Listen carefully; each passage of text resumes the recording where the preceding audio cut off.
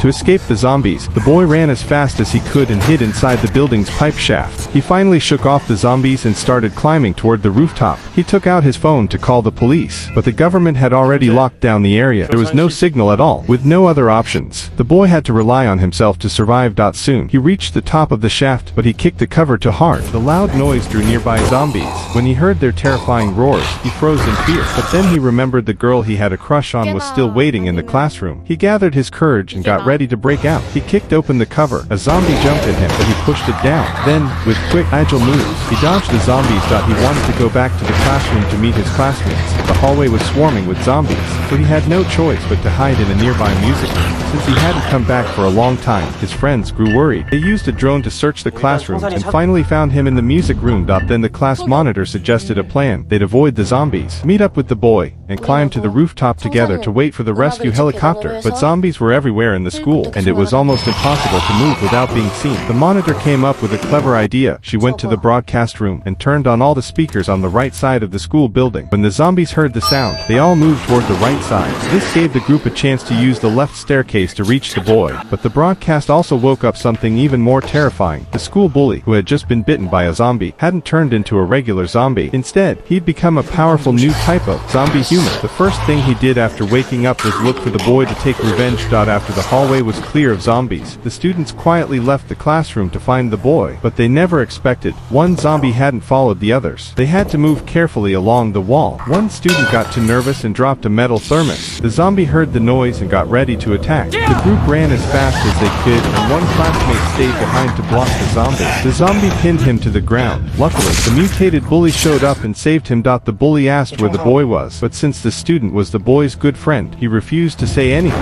The bully got angry and started fighting him, beating him to the ground. Just as the bully was about to kill him, the class monitor came back to save her friend. The bully bit her arm hard, then threw her into the air. When her friends saw her being attacked, he struggled to his feet and tackled the bully out the window. The bully fell down. In the end, he carried the injured monitor and caught up with the rest of the group. They finally reunited with T.